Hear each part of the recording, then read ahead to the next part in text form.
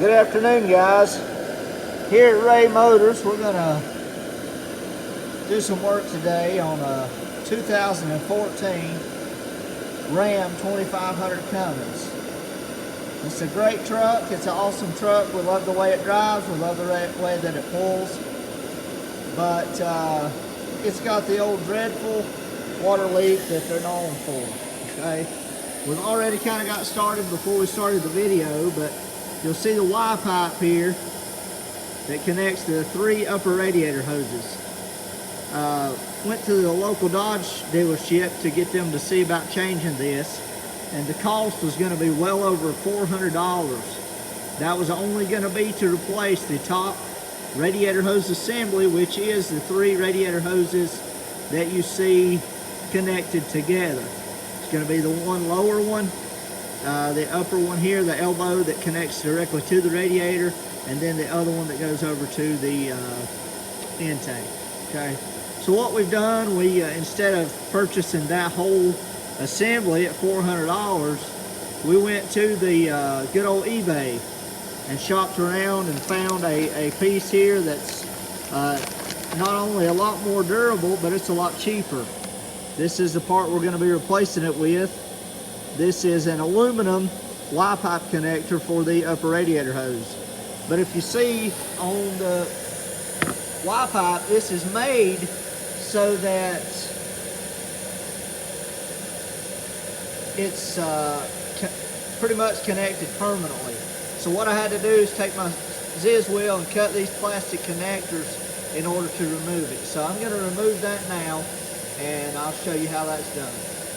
Okay, you'll see here, these are the 2 connecting bands that have the radiator hose attached to the factory plastic Y-pipe.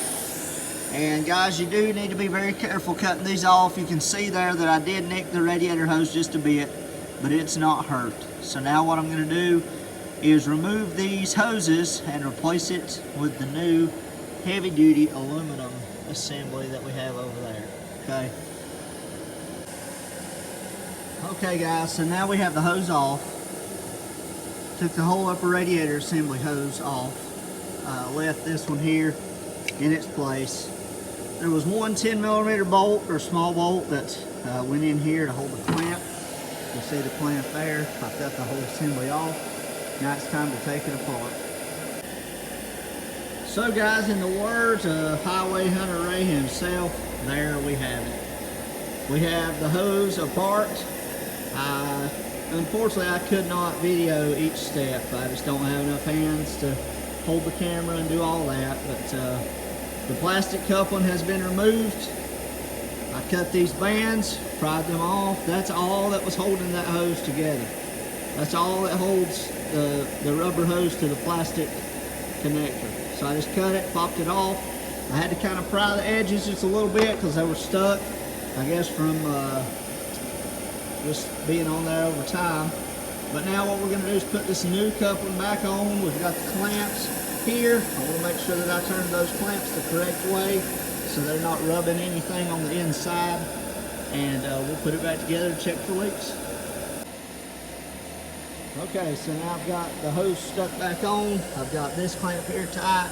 I've got the 2 clamps on the connector tight, and the third one, I do still have to put my bracket on. You'll see the bracket down here in the bottom.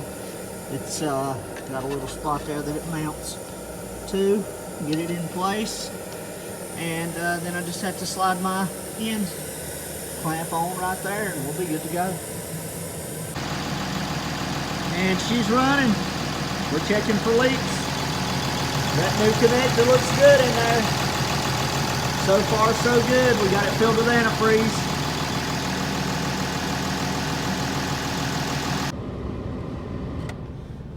Okay guys, so we're here inside the truck. We've got everything put together. Everything looks good so far. What I'm trying to do is just letting it run, let it get up to operating temperature, checking for leaks. So if this video did help you guys, like, subscribe, hit the thumbs up button for us. That way we know to put more videos out like this, okay? All help is appreciated. We're up to about 145 degrees right now. Probably let it sit here and get a little warmer. It is kind of a cold day out, so it's taking a little while for this diesel to warm up. I'll show you just here in a second what we took off, what it looks like now. These plastic parts are just junk. And it's my opinion, I guess, the dealerships does this stuff just so that we have to replace them. They expect you to come back to the dealership and pay that high price, but sorry, not me. Okay guys, so there you have it once again. The new aluminum Y pipe. We've took it on a test drive. Let it sit here and run for quite a while just to make sure that we don't have any leaks and everything's good. So I'm impressed with the part that I ordered on eBay. Look it up. I just looked it up for the upper radiator hose Y connector. That's how I found it. So I want to show you guys real quick. You see my mess in the floor, but right here is what come off the truck, okay? Started out with just a little bitty pinhole in it, and as I was taking it off, I just pulled it, didn't pull it extremely hard, and it just broke plumb in half. So you can kind of tell by looking at this how thin it is. I mean, look at that. There's nothing to it. You see that split? It's not been cut, nothing like that. It broke. So it's junk.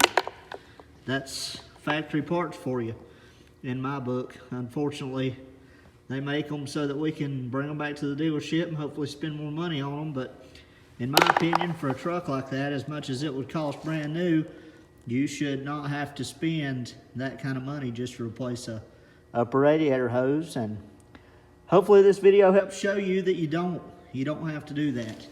If you're capable of doing some of your own work, then do it by all means. You can always save money. But again, I hope this video's helped you with replacing this part. If you have any issues, any questions, comment below. We'll try to answer them if we can. And you guys have a good evening.